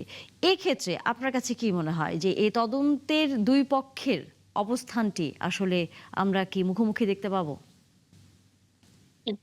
আমরা আসলে দেখতে পাবো কিনা তারপরে না বুঝবো মুখোমুখি দেখতে পাবো কিনা, কেননা কারণ প্রথম থেকেই তারা তো সবকিছু অস্বীকার করে আসছে, গণমাধ্যম কর্মীদের উপর এক ধরনের তারা ক্ষিপ্ত আক্রমণ করেছে। আপনি নিজেও সেদিন সেখানে ছিলেন। তারা তদন্ত কমিটির রিপোর্ট দেওয়ার কথা ছিল তাদের গতকাল হঠাৎ করে তারা জানিয়েছেন আর দেবেন না, এটা তারা মূল যে তদন্ত দল আছে স্বাস্থ্য অধিদপ্তরে তাদের কাছে এটি পেশ করবেন। আবার স্বাস্থ্য অধিদপ্তরও তো তাদের মতো করে তদন্ত করে আরো 3 দিন সময় বাড়ালেন, এরপরে বুধবার দেবেন কিনা দেখা যাক। যদি দেন, এবং এইটা নিয়ে বেশ দৌড়ঝাঁপ চলছে বলে আমরা জেনেছি, তো শেষ পর্যন্ত যদি দেন এবং সেটি যদি ফেয়ারলি পাওয়া যায়, তাহলে যদি সাংবাদিকরা পায় বা জানতে পারে পুরো বিষয়গুলো সম্পর্কে, তাহলে হয়তো আমাদের জনগণ আমাদের মাধ্যমে জানতে পারবে। প্রকাশিত হবে কি মনে হচ্ছে যে প্রকাশিত হবে নাকি হবে না, আমরা এখন আশা করতে চাই, তারপরে দেখা যাক। আর যেটি বলছিলাম যে এখানকার শাকিল নওয়াজ বলছিলেন যে এই এই জায়গাতে বাচ্চাদের কথা, বাচ্চাদের সাথে সাথে বড়রাও অসুস্থ হয়েছেন এর ভেতরে। এখন এই সব মানুষকে তার বাইরে থেকে কেউ গিয়ে অসুস্থ করে আসেনি, ভেতরেই কোনো একটা অনিয়ম ছিল যার কারণে অসুস্থ হয়েছে। এর বাইরে তো কোনো বিকল্প থাকার কথা নয়, কেননা ওই হসপিটালের ভেতরে সবার ঢোকার ক্ষমতা নেই। তো তো সেই জায়গা থেকে আসলে অনিয়ম বা অসঙ্গতি বা কার অবহেলা, কার অন্যায় হয়েছে সেই বিষয়গুলো সম্পর্কে দুপক্ষই ভালো জানবেন, আমরা জানার অপেক্ষা করছি। কিন্তু এই হাসপাতালকে যে ঝুঁকিপূর্ণ তালিকায় শাকিল নেওয়াজ যখন ছিলেন 2017 র দিকে আমরা যেই তালিকা পেয়েছিলাম অতি ঝুঁকিপূর্ণ এবং ঝুঁকিপূর্ণ তালিকা যেটি করা হয়েছিল তার মধ্যে এই হাসপাতাল ঝুঁকিপূর্ণ তালিকায় ছিল অগ্নি নিরাপত্তা সহ বিভিন্ন ঝুঁকির দিক থেকে। আর যেটি বলছিলাম যে এখানকার যেই আহ অনিয়মের জায়গা বা সমস্যার জায়গাগুলো রয়েছে সেগুলো আসলে দেখার দায়িত্ব একই সাথে এই হাসপাতালের এবং একই সাথে স্বাস্থ্য অধিদপ্তরেরও দেখার কথা রয়েছে, মন্ত্রণালয় সহ যে সংস্থাগুলো রয়েছে সবার একসাথে দেখার কথা রয়েছে। জবাবটা দিতে হলে সবাইকে একসাথেই দিতে হবে এবং শুধু সেটি আসলে আমরা আশা রাখতে পারি যে সবাই মিলে জবাব দেবে, তবে সেই প্রক্রিয়া আদৌ হবে কিনা জানি না আমরা। মেজর শাকিল নেওয়াজ, সেটি হচ্ছে আপনি 2017 সালে যখন এটি ঝুঁকিপূর্ণ ঘোষণা করেছেন আপনার তালিকায়, আপনি নিজেও বললেন, আমাদের সহকর্মীও বললেন, এখন 2026 সাল, দীর্ঘ এই সময়ের ভেতরে আপনার কাছে কি মনে হয় যে কেন এই প্রক্রিয়াতে যাওয়া গেল না, যে হাসপাতালটি ঝুঁকিপূর্ণ, তার সংস্কার দরকার, তার পরিবর্তন দরকার? এটার ভিতরে যেটা হলো আমি আপনাকে বলি, আমরা শুধু তালিকা বানিয়ে শুধু আমাদের কাছে রাখিনি, এটা মন্ত্রণালয়ের মাধ্যমে কিন্তু সংশ্লিষ্ট এটাকে মন্ত্রণালয়কে পাঠানো হয়েছে। স্বাস্থ্য মন্ত্রণালয়কে পুরো কপি এই হলো আপনার যে তাদের হসপিটালের যে স্ট্যাটাস এগুলো কিন্তু পাঠানো হয়েছে। তারপরে হলো যে সিটি কর্পোরেশনে তাদের রিলেটেড যারা ছিল তাদেরকে পাঠানো হয়েছে। আসলে এখানে যেটা হলো যে আমি আপনার আমার জীবনে আমি দেখেছি রাজনৈতিক সদিচ্ছা না হলে পরে আসলে কোনো কিছু হয় না। এটাকে আমাদের যে প্রবলেমটা হলো যে আমরা বটম থেকে আপনার টপে আসি, এই বটম টপ অ্যাপ্রোচ ফলো করা যাবে না, এখন top to bottom approach follow করতে হবে। মানে কোনো জায়গায় যদি কোনো ব্যর্থ হয় এই অর্গানাইজেশনের যে মাথা আছে বা লিড মিনিস্ট্রি যে মাথা আছে তাকে ধরতে হবে, তাহলে কিন্তু আপনার জিনিসগুলা ঠিক হবে। এখন আপনি যদি নিচের থেকে শুরু করেন তাহলে আর এটা আর বাতির মুখ দেখবেন, এই জায়গায় হলো প্রবলেমটা। আমি যে আপনাদের মাধ্যমে সরকারকে বলবো লেটস স্টার্ট, আপনারা ভালো কাজ শুরু করতেছেন, আমরা চাই যে আপনারা টপ থেকে শুরু করেন, বটম থেকে শুরু করেন। জবাবদিহিতার ভিতরে নিয়ে আসতে হবে নাম্বার ওয়ান যে প্রতিষ্ঠান আছে তাকেই, আপনি দেখবেন সব ঠিক হয়ে যাবে। আজকে প্রধানমন্ত্রী দেখেন উনি 9টায় আসতেছে, কারো ঘাড়ের মাথায় নাই যে বিগ বসের যে তাকে 9টার পরে আসবে, তাকে কিন্তু 9টার আগেই আসতে হয়, কারণ সেই he has cited the example. তো এরকম ভাবে প্রধানমন্ত্রী আজকে ট্রাফিক জ্যামে দেখেন উনি যে জ্যামে মানে মেনে চলছে। এখন কোন সংস্থা বা কোন প্রতিষ্ঠান বা কোন মন্ত্রীর কোন ঘাড়ের দুইটা মাথা নাই যে উনি ট্রাফিক আইন লঙ্ঘন করে যাবেন, দ্যাটস দি থিং। এখন এই জায়গাগুলোতে এই টপ ডাউন অ্যাপ্রোচটা ফলো করতে হবে, তাহলেই আপনার ইমপ্রুভমেন্ট হবে। আদারওয়াইজ আমি আবারও বলতেছি এটা রাজনৈতিক সদস্য মানে মিনিস্টার থেকে এটাকে আসতে হবে, তা না হলে পরে এটা হবে না। আপনার কাছে কি মনে হয় সোহরাব হাসান, রাজনৈতিক সদিচ্ছার অভাব আসলে কি ছিল? তা না হলে এত আগের একটি ঝুঁকিপূর্ণ না, ভবন শুধু চিহ্নিত সদিচ্ছা হওয়ার পরে শুধু সদিচ্ছা হলে হবে না, সক্ষমতা থাকতে হবে এবং সেই সক্ষমতা প্রয়োগ করার মতো পরিবেশও থাকতে হবে। কারণ আমরা তো দেখি যে অনেকে সঠিকভাবে দায়িত্ব পালন করে হয়রানির শিকার হন এবং অনেকে কাজে ফাঁকি দিয়ে পুরস্কৃত হন। এই যে পুরস্কার ও তিরস্কারের বিষয়টি বোধহয় এটা দেখার বিষয়। তো শাকিল ভাইকে একটা প্রশ্ন করতে চাই, এই হাসপাতাল তদারকির বিষয়ে এবং হাসপাতালের যে অনুমোদন পাওয়া না পাওয়ার, বেশ অনেক বছর আগে ডক্টর জাফরুল্লাহ চৌধুরী বলেছিলেন যে এই সরকার যেসব সিদ্ধান্ত যেসব নীতিমালা করেছে তাতে কোনো বেসরকারি হাসপাতাল এই এসব নীতিমালা পূরণ করে ছাড়পত্র পাবে না। এখন এখানে কি মানে এই নীতিমালার ক্ষেত্রে কোনো পরিবর্তন, কোনো সমস্যাটা কি? এখন আমি বলবো doctor Zafrullah owner point of ভিউতে বলেছেন একটা হাসপাতাল তৈরি করতে ডেফিনেটলি আমি উত্তরাতে 5,000 মানে 1,000-এর উপরে উত্তরাতে যে হাসপাতালগুলো আছে সব আবাসিক ভবনের, এই আবাসিক ভবন কোনোদিন হাসপাতালে কনভার্টেড হতে পারে না। এটাকে করতে হলে পরে ডেফিনেটলি ইয়েস সরকারকে ওই জিনিসটাই করতে হবে, তাদেরকে ওইভাবে নিয়ে আসতে হবে যে লোক তুমি হাসপাতাল করতে হলে পরে তোমাকে এই পরিমাণ জমি থাকতে হবে, তোমাকে এটা র্যাম থাকতে হবে, তোমার সিঁড়ি থাকতে হবে, এবং পেশেন্ট গুলা নামানোর জন্য তোমার এই ব্যবস্থাগুলো থাকতে হবে। এগুলো কিন্তু মানতে হবে, লাইফ সেফটি কোড গুলো মানতে হবে। এখন এগুলো না মেনে আপনি যদি 5 কাঠার উপর একটা হাসপাতাল বড় করতে যান, তাহলে জীবনে এগুলো পূরণ করা সম্ভব হবে না। সেটাই। সেটা আপনার বিগ জায়গা নিয়ে এগুলো করতে হবে। এখন যার যার পয়েন্টের শেষে কথা বলতেছে, কিন্তু আমাদের কিন্তু দিন শেষে লাইফ সেফটিটা কিন্তু ফার্স্ট। আজকে যে ভুক্তভোগী হচ্ছে সে কিন্তু নিতান্ত একটা গরিব ঘরের লোক, এটা কিন্তু ওই 8 দিনের মালিক না। 8 দিন মালিকের কোনো আত্মীয় স্বজন এখানে মারা যায় না।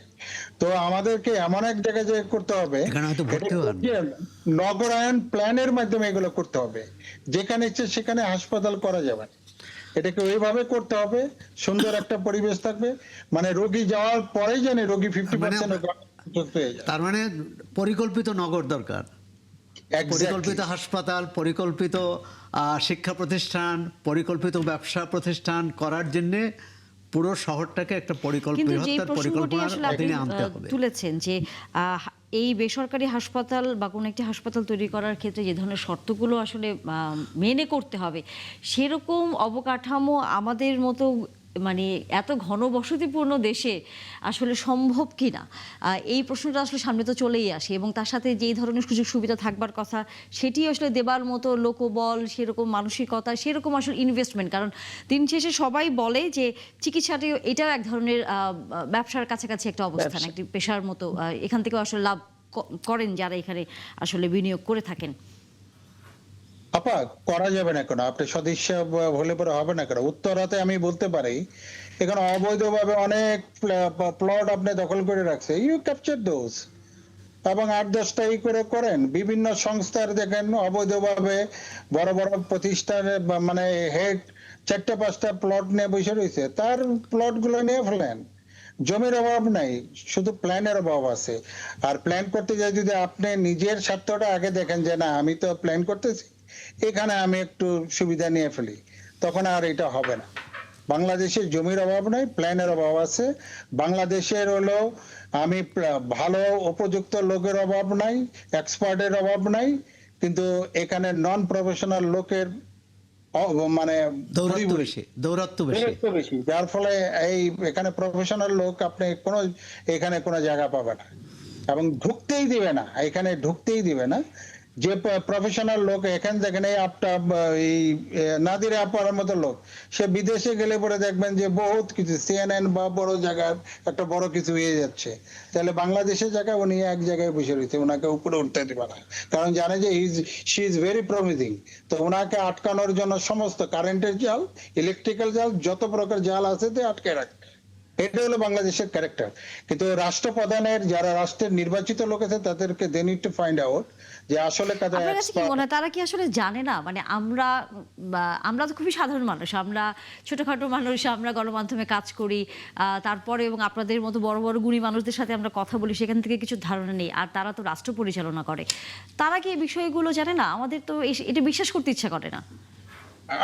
আপনি জানেন যে উপরের লেভেলে একটা লোকের জন্য মিনিস্টারের কথা বলি, ওনার আছে 5টা লেয়ার আছে। এখন আমার মতো অগাজগা মগা লোকে 5টা লেয়ার ভেঙে ওনার কাছে যেতে আমার জুতা কয়েক জোড়া খরচ হয়ে, তেল খরচ হয়ে যাবো। তো আমি হাত পা উপরে খাড়া করে সারেন্ডার করবো যে ভাই দরকার নাই। বুঝতে পারছেন? দিস ইজ না, দ্য আপনি হয়তো ফ্যাক্ট। সরাসরি যাওয়ার কথা বলছেন, কিন্তু আমরা যে এই সমাজে এখন বসবাস আমি করছি। বলতেছি আমি যখন ভালো প্রপোজালটা দিতে জি, যাব, জি। I need to go to the number 1 man. আমরা যে সমাজে বসবাস করছি, এই অপরাধের ক্ষেত্রে তো আমরা বরাবরই হচ্ছে যে বিষয়টাকে সবার আগে সামনে নিয়ে আসি, সেটা হচ্ছে সামাজিক যোগাযোগ মাধ্যমের নানা ধরনের বিদ্বেষমূলক আচরণ, নানা ধরনের কমেন্ট, নানা ধরনের অনেক কিছুই আসলে জানা যায়। সেখানে এই যে কি করলে পরে এই জায়গা থেকে উত্তরণের বিষয়টি বা এই জায়গায় সংশোধনের বিষয়টা থাকে, এটি নিশ্চয়ই কারো অজানার বিষয় না এখনকার দিনে অন্তত পক্ষে। হ্যাঁ, আমি ব্যক্তিগতভাবে যেতে পারলাম না মন্ত্রীর কাছে, নানা রকম জটিলতা হয়তো হলো, কিন্তু তিনি তো এই সামাজিক যোগাযোগের মাধ্যমের বাইরের কোনো মানুষ নন। না, উনি তো আসতে পারতেছে না, উনি তো ওনার যে কনফাইন্ড এরিয়াতে আছে তার বাইরে থেকে, যেমন তার জায়গা হলো গেট পর্যন্ত। এখন গেটের ওই পারে তো সে হলো ধরেন একটা আঙ্গিনার, ধরেন 10 নম্বর সেক্টরের একটা জায়গা, এই জায়গায় তার সে রয়েছে, এই 10 নম্বর সেক্টর বিয়ন্ড দি সেক্টর যে তাকে পরিকল্পনা করতে হবে সে পর্যন্ত সে স্কোপটা পাচ্ছে না বা তাকে অ্যালাউ করা হচ্ছে না। This is the fact. এটা হলো যে, যারা আছেন তাদেরকে চোখের পর্দা, মানে একটু আমি বলে এর নেকেডলি বলি, টিনের সানগ্লাসটা চোখ থেকে সরিয়ে ফেলতে হবে এবং তাকে he need to see beyond the gate. তাহলে কিন্তু সে উন্নতি করতে পারবে। যে ব্রেক করতে পারবে সেই এটার উন্নতি করতে পারবে, নাহলে সম্ভব না। কামরুন নাহার, আপনার কাছে শেষ প্রশ্নটি করতে চাই, আলোচনা শেষ করতে হবে। দোষী সাব্যস্ত যদি মানে তদন্ত যেহেতু হচ্ছে, আমরা তো অবশ্যই আশা করব যে যারা এই ঘটনার জন্য দায়ী তারা দোষী সাব্যস্ত হবেন এবং আইনের আওতায় তারা আসবেন, তাদেরকে আমরা দেখব বিচারের কাঠগড়ায়। বিচার প্রক্রিয়াটি কি হতে পারে, শাস্তি আসলে কি হতে পারে? শাস্তি নিয়ে আসলে আমি মনে করি, আমি ব্যক্তিগতভাবে শাস্তি নিয়ে কথা বলতে চাই না, কারণ শাস্তিটা তো নির্ভর করে অনেক কিছুর উপর। তদন্তটা সুষ্ঠু মতো হচ্ছে কিনা, তদন্ত সঠিকভাবে হলো কিনা, এবং সেটা নির্ভর করবে বিচার প্রক্রিয়ায় কতটুকু তথ্যপাত্র আমরা সরবরাহ করতে পারলাম কি পারলাম না বা ব্যর্থ হলাম, সেগুলোর উপর নির্ভর করবে। কিন্তু আমি মনে করি যে এখানে অবশ্যই আমাদেরকে ঘটনা কেন্দ্রিক না হয়ে দীর্ঘমেয়াদী সমাধান এবং প্রতিকারের দিকে যাওয়া উচিত বলে আমি মনে করি। কারণ আমরা সব সময় হলো অনেক বেশি একটা ঘটনার উপর মনোযোগ দিয়ে একটার উপর, কিন্তু একটা ঘটনা আরেকটা ঘটনা দিয়ে চাপা পড়ে যাচ্ছে। তো এবং এগুলোই আমি মনে করি অন্যদের উপর, বিশেষ করে সাধারণ মানুষ বলি আমরা যাদেরকে, তারা এটার প্রভাব পড়ছে তাদের উপর এবং তারা মানসিক চাপে থাকছেন। এবং আমরাও দেখছি যে আমরাও অনেকেই আছি যে একটা ঘটনা ঘটে, আমরা কিছুদিন সোচ্চার হই, আবার আরেকটা ঘটনা ঘটে যায়। তো সেখানেই আমি মনে করি আমাদের কাজ, এবং আমি মনে করি যে আইন যেটা আছে, আইনকে তার নিজস্ব গতিতে চলতে দেওয়া উচিত, এবং সেখানে ত্রুটিগুলো কে কোথায় করছে সেটা সতর্কভাবে পর্যবেক্ষণ করা, এবং পর্যবেক্ষণকারী যে কর্তৃপক্ষ আছে তারা যাতে সতর্কভাবে সে কাজটি করেন এবং সুষ্ঠুভাবে করেন, সেটা যেন আমরা জনসম্মুখে আমরা যেন দেখতে পাই। এবং সেখানে নাদিরা আপাদের অনেক কাজ করতে হবে, বারবার এটা মনিটরিং করতে হবে যে কে কোথায় আমরা ত্রুটিগুলো করছি, এবং সেখানে অবশ্যই বিচারটা দ্রুত হওয়া উচিত। কিন্তু আমি মনে করি না যে দৃষ্টান্তমূলক বলতে আসলে আমরা কি মনে করি, কারণ এটা নির্ভর করবে হলো আইনে কি বলা আছে, কতটুকু এবং তদন্তে আসলে অপমান কি হচ্ছে। উঠে আসে তার উপর। নাদিয়া শারমিন তো অবশ্যই সেই বিষয়ে খোঁজ খবর রাখবেন, আমরা জানি গণমাধ্যম কর্মীদের কাজই সেটি, এবং তিনি সেটি সফলভাবেই করে যাচ্ছেন। ধন্যবাদ আপনাদের সবাইকে, যুক্ত হয়েছেন আমাদের সাথে। আবারও আগামীতে কোনো বিষয় নিয়ে কথা হবে নিশ্চয়ই। আমরা এবার দেশের বাইরের খবর নিয়ে আলোচনা করতে চাই, এবং সেটি যুদ্ধের খবর, ইরান যুদ্ধের খবর। আমাদের সাথে যুক্ত হয়েছেন এরই মধ্যে শামসুল আলম, আন্তর্জাতিক সম্পর্ক বিশ্লেষক। অনেক ধন্যবাদ শামসুল আলম, যুক্ত হয়েছেন, সময় দিয়েছেন আমাদেরকে। নতুন করে আসলে যুদ্ধ বিরতি বলবো, যুদ্ধ শুরু বলবো, মানে আপনার দৃষ্টিতে আসলে কি অবস্থা মনে করছেন আপনি? মানে যুদ্ধ শুরু নাকি যুদ্ধ বিরতি চলছে? এটা যুদ্ধ চলমান, কারণ যুদ্ধ শুরু হওয়ার 4 সপ্তাহের মধ্যেই মার্কিন যুক্তরাষ্ট্র এবং তার মিত্র ইসরায়েল, অর্থাৎ যুদ্ধ ঘোষণাকারী শক্তি ইসরায়েল পরাজিত হয়েছিল। সেই পরাজয়ের গ্লানি থেকে, যেহেতু ওয়েস্টের পলিটিক্সে এবং হিউম্যান রাইটসের যে ডেফিনিশন সেখানে আপসাইড ডাউন হওয়ার অবস্থা, সেই কারণেই, কারণ ইরান শুধু পারমাণবিক ইস্যু নয়, সেখানে রিজিম চেঞ্জের কথা এসছে এবং সেখানে পরমাণু শক্তির কথা এসছে, যেটা আন্তর্জাতিক পরমাণু যে আজকে ইউএন অর্গানাইজেশন আছে, তারা বরাবর সেটা ইউনাইটেড স্টেটসের রিপোর্টের সঙ্গে রিফিট করেছে। সুতরাং এটা একটা অবৈধ যুদ্ধ। এই যুদ্ধে মার্কিন যুক্তরাষ্ট্র এবং ইসরায়েল প্রথম 1 মাসের মধ্যেই পরাজিত হয়েছে।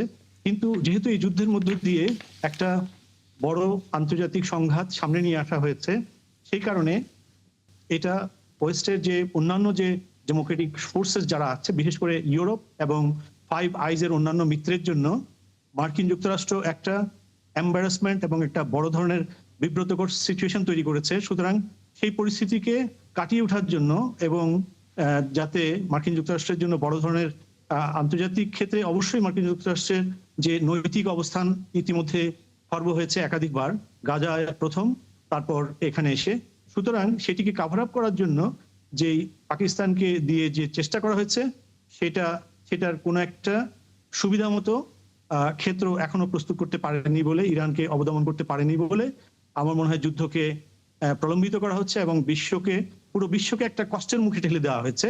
এবং মার্কিন যুক্তরাষ্ট্রের যে ইথিক্যাল যে পজিশন ছিল, কিন্তু আপনার কাছে ইউরোপের কি মনে হয়, ethical আমরা positionটাকে- গত পরশু খুব সম্ভবত ফক্স নিউজকে দেয়া এক ইন্টারভিউতে মার্কিন প্রেসিডেন্ট বলেছেন যে ইরানে হামলা করাটি ভুল সিদ্ধান্ত ছিল, এবং তিনি রেফারেন্স হিসেবে কিন্তু ইরাকের কথাও বলেছেন।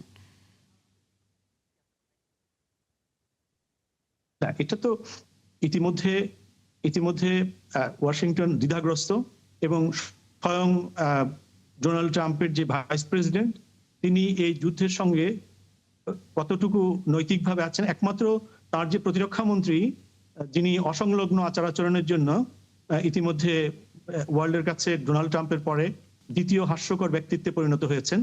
এই দুজন ছাড়া এই যুদ্ধের পক্ষে মার্কিন যুক্তরাষ্ট্রের অন্য যে প্রভাবশালী রাজনীতিক যারা আছে, ইভেন স্টেট ডিপার্টমেন্টের দায়িত্বে যিনি আছেন, তিনিও কতটুকু এথিক্যালি আছেন এ নিয়ে মার্কিন মিডিয়াই প্রায় প্রশ্ন তুলছে।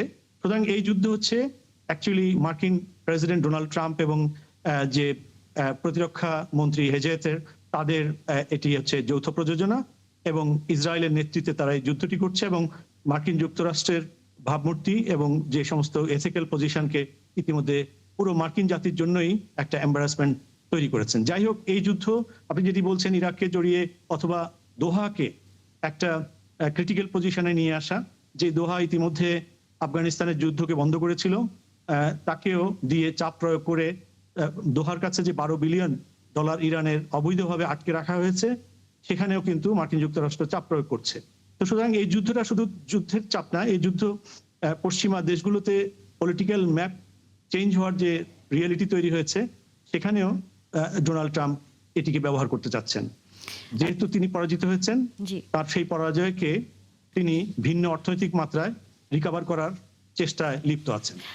সৌরভ হোসেন, আমরা জানি যে নভেম্বরের দিকে একটি নির্বাচন হওয়ার কথা রয়েছে, তাদের মধ্যবর্তী নির্বাচন যেটি, সেখানে এর আগে 2-3 মাস আগে আমরা শুনেছিলাম যে ইমপিচমেন্ট আনার একটা সম্ভাবনা তৈরি হতেও পারে ডোনাল্ড ট্রাম্পের এই যুদ্ধকে কেন্দ্র করে।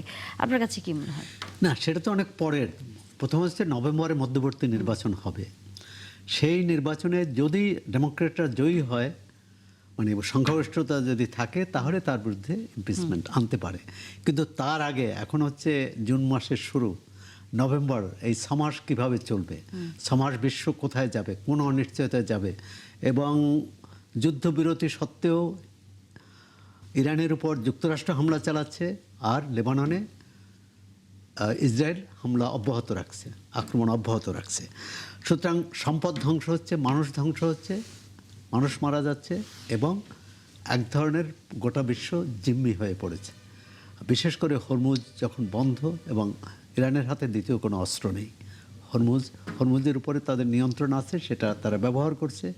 পাল্টা যুক্তরাষ্ট্র ইরানকে অবরুদ্ধ করেছে, একটা শ্বাসরুদ্ধকর অবস্থা। এবং মাঝে মাঝে ডোনাল্ড ট্রাম্প সকালে বলেন যে যুদ্ধ করা ভুল হয়েছে, বিকালে বলে যে ইরানকে দেখিয়ে দেব। এক ধরনের তারা নৈতিক পরাজয় তো অনেক আগেই তাদের হয়েছে এখন। এবং বেজিং যে তো ডোনাল্ড ট্রাম্প এক হাস্যকর মানুষে পরিণত হয়েছে, এক হাস্যকর নেতা। কোনো বন্ধু নাই যুক্তরাষ্ট্রের। আগে ভাবা গিয়েছিল যে এটা বোধহয় ডোনাল্ড ট্রাম্পের পাগলামি, এখন এই পাগলামির শিকার হচ্ছে কিন্তু যুক্তরাষ্ট্র। কারণ অতীতে যতগুলো যুক্তরাষ্ট্র অভিযান চালিয়েছে বা যে কোনো সামরিক পদক্ষেপ নিয়েছে, ইউরোপ তার সঙ্গে ছিল, ইচ্ছায় হোক অনিচ্ছায় হোক। এবারই হচ্ছে তারা না বলে দিয়েছে যে এটা আমাদের যুদ্ধ না। যুক্তরাষ্ট্রে অনেকে মনে করেন যে এটা তাদের যুদ্ধ না। সুতরাং এর থেকে কিভাবে বেরিয়ে আসবে, ডোনাল্ড ট্রাম্পকে পথ তৈরি করতে হবে। এবং যদি আবার নতুন কিন্তু একটা তো না, একটা সমঝোতার কাছাকাছি পৌঁছেছিল যে হামলা বন্ধ করবে, আর ইরানের যে সম্পদ, সেই সম্পদ ফেরত দেবে, জব্দ করা সম্পদ, আর ইরানও ইসরায়েলে হামলা করবে না, বা অন্য মধ্যপ্রাচ্যে অন্য কোনো দেশে ইরানের উপরও হামলা করবে না কেউ। কিন্তু ডোনাল্ড ট্রাম্প আবার নতুন শর্ত আরোপ করতে চাচ্ছে যে ইউরেনিয়াম নিয়ে আলোচনা হতে হবে, ইউরেনিয়াম তাদের থাকতে পারবে না। এখন এখন যে অবস্থা, প্রথমে হয়তো ইরান অনেকটা দুর্বলই ছিল, অনেকটা ভয়ভীতিতেও ছিল, কারণ স্থল যুদ্ধেরও হুমকি দেওয়া হয়েছিল। এখন ইরান কিন্তু শক্ত অবস্থানে, সুতরাং ইরানকে এই হুমকি ধমকি দিয়ে খুব কাবু করা যাবে বলে মনে হয় না। বরং যুক্তরাষ্ট্র যত এটা প্রলম্বিত করবে, তত আন্তর্জাতিক ভূ রাজনীতিতে তার অবস্থান দুর্বল হবে এবং তার সেই পরাশক্তি, একক পরাশক্তির আর শক্তি নাই, থাকছে না। এর মধ্যে দিয়ে যদি ভূ রাজনীতি বলুন, চীন লাভবান হয়েছে এবং হচ্ছে। এই কি বলবো, যে শুভবুদ্ধির শুভ উদয় বুদ্ধির ঘটুক। আমরা সেই আশাই রাখতে চাই। শামসুল আলম, সেটি হচ্ছে যে এবার যেহেতু যুক্তরাষ্ট্রের সাথে অন্যান্য বড় পরাশক্তিগুলো নেই এবং সরাসরি এবার তারা জানিয়ে দিয়েছে যে আমরা আগেও আসলে দেখেছি যে তারা এই যুদ্ধের সাথে আসলে কোনোভাবে নিজেদেরকে সম্পৃক্ত করবে না। এই জায়গায় আপনার কাছে কি মনে হয়, যুক্তরাষ্ট্র কি দুর্বল অনুভব করছে এই মুহূর্তে? আপনার কাছে কি মনে হয় নাকি না, মানে তার যেই শক্তি আছে সেটা নিয়ে সে মনে করে সে একাই যেভাবে লড়ে যাচ্ছে সেটি সে সামনের দিনে ওভাবেই লড়ে যেতে পারবে? না, এটা এককভাবে বেশি দিন লড়ে যেতে পারবে না। এইটা এখন এটার জন্য খুব বড় ধরনের ডিপ্লোম্যাটিক ডেসক্রিপশনের কোনো প্রয়োজন নেই, কারণ অ্যাংলো আমেরিকান ফ্রেন্ডশিপ বলে ওয়ার্ল্ড সিনারিওতে একটা রিয়ালিটি আছে। সেটা হচ্ছে আমেরিকা যাই করুক না কেন, ইউনাইটেড কিংডম তাতে সায় দেয়, সেটা ন্যায্য হোক আর অন্যায্য হোক। আমি যেহেতু লন্ডনে বসে আছি, এইবার কিন্তু যেটা সৌরভ ভাই বলছিলেন সেটার ব্যত্যয় ঘটেছে এবং সরাসরি এই যুদ্ধে যুক্তরাজ্য মিস্টার ট্রাম্পের সঙ্গে নেই। শুধু নেই তা নয়, বরং এই যুদ্ধকে একটা হাস্যকর রিয়েলিটি এবং ওয়েস্টের জন্য এটা একটা অন্যায্য যুদ্ধ, সেটি ব্রিটিশ সরকার পার্লামেন্টে নানা আঙ্গিকে আলোচনা করেছে এবং এখানে কোনো বড় ধরনের সাহায্য দূরে থাক, ছোটখাটো সাহায্যের ক্ষেত্রেও পার্লামেন্ট কিন্তু বাদ সাধছে। এবং প্রধানমন্ত্রী নিজেও, কিয়ার স্টারমার গত 1-1.5 বছর অর্থনৈতিক ক্ষেত্রে অনেক ধরনের সমস্যায় ছিল, কিন্তু অনেকেই ধারণা করতে চাচ্ছিল যে ডোনাল্ড ট্রাম্পের এই যুদ্ধে হয়তো তিনি সায় দিতে পারেন, কিন্তু সরাসরি তিনি এই যুদ্ধের বিরোধিতাই শুধু করেননি, এই যুদ্ধে যুক্তরাজ্য মার্কিন যুক্তরাষ্ট্রের সঙ্গে না থাকার সর্বাত্মক সব ধরনের ডিক্লারেশন দেয়া হয়েছে। এখন এর ফলাফল কি? এর ফলাফল হচ্ছে কিয়ার স্টারমার সরকারকে অস্থিতিশীল করার জন্য মার্কিন যুক্তরাষ্ট্র প্রভাবাধীন যত অর্থনৈতিক শক্তি আছে এবং নন ডিপ্লোম্যাটিক মিডিয়া গুলো আছে, এখানে যে রাজনৈতিক শক্তিগুলো হোয়াইট সুপারমেসিস্ট গ্রুপগুলোকে সাপোর্ট করে, সবগুলোকে ডোনাল্ড ট্রাম্প কিন্তু উস্কানি দিয়ে চলেছে এখানকার রাজনীতিতে পরিবর্তন আনার জন্য। সেই ক্ষেত্রে লিবারেল ডেমোক্রেট এবং লিবারেল টোরি এবং লেবার অফকোর্স তারা সকলেই কিন্তু ডোনাল্ড ট্রাম্পের ব্যাপারে প্রায় ইউনাইটেড হচ্ছে। এবং সেই ক্ষেত্রে যদি আর্লি ইলেকশন এখানে হয়, তাহলে ডোনাল্ড ট্রাম্পের সাপোর্টেড গ্রুপ যারা লোকাল ইলেকশনে ভালো করেছে, তারা সবাই শুধুমাত্র ইরান যুদ্ধের ফলাফল হিসেবে তারা সবাই নাকানি চুবানি খাওয়ার সম্ভাবনা আছে এবং নির্বাচনে ভয়াবহভাবে নাইজেল ফারাজের পার্টি, ডোনাল্ড ট্রাম্পের বন্ধু, তারা পরাজিত হওয়ার আশঙ্কা দেখা দিয়েছে। অর্থাৎ এবং মিসেস মেলোনি, ইটালির প্রাইম মিনিস্টার, ডোনাল্ড ট্রাম্পের আরেকজন খুবই বিশ্বস্ত বন্ধু এবং হোয়াইট সুপারমেসিস্ট হিসেবে ইউরোপে কুখ্যাত, মেলোনি এই যুদ্ধে তাকে না করে দিয়েছে এবং ইসরায়েলকে কঠোরভাবে মেলোনি সমালোচনা করছে। মার্কিন যুক্তরাষ্ট্রে ডোনাল্ড ট্রাম্পের সবচেয়ে সিভিল যে মুখপাত্র মিস্টার মার্ক কার্লসন প্রথম থেকেই ইসরায়েলের এই অন্যায্য যুদ্ধের বিরোধিতা করে ডোনাল্ড ট্রাম্পকে সতর্ক করেছে। এখন তিনি আরো বেশি উচ্চকণ্ঠ। সুতরাং পশ্চিমের যতগুলো মাউথপিস আছে, civil right, Democratic right, Donald ট্রাম্পের বন্ধু, ডোনাল্ড ট্রাম্পের অ্যাংলো আমেরিকান যে ফ্রেন্ডশিপ, সবকিছুই কিন্তু ভেঙে পড়েছে। এখন হোয়াইট হাউস একা এই লড়াই বেশি দিন চালিয়ে যাওয়া যায় না। একা মার্কিন যুক্তরাষ্ট্রের সুপ্রিমেসিকে ব্যবহার করে ইকোনমিক যে হেজিমনি, পলিটিক্যাল হেজিমনি, সবকিছুকে ডোনাল্ড ট্রাম্প কিন্তু মানে বলতে গেলে যে ফিক্সড ডিপোজিট ভাঙিয়ে শেষ করে ফেলছেন। আলোচনা আসলে আরো হতো, কিন্তু আমাদের সময় একেবারেই কম। শামসুল আলম, অনেক ধন্যবাদ। যুদ্ধ চলাকালীন সময় আমরা আসলে আরো হয়তো এই বিষয়ে আপনার কাছ থেকে আরো তথ্য আমরা পাবো। ধন্যবাদ আমাদের সাথে যুক্ত হওয়ার জন্য এবং একই সাথে সৌরভ হাসান, আপনাকে ধন্যবাদ। নিশ্চয়ই আবারও কথা হবে। দর্শক, ৭১ চ্যানেলে আপনারা এতক্ষণ সাথে ছিলেন, তার জন্য আপনাদের ধন্যবাদ। দেখা হবে আবার।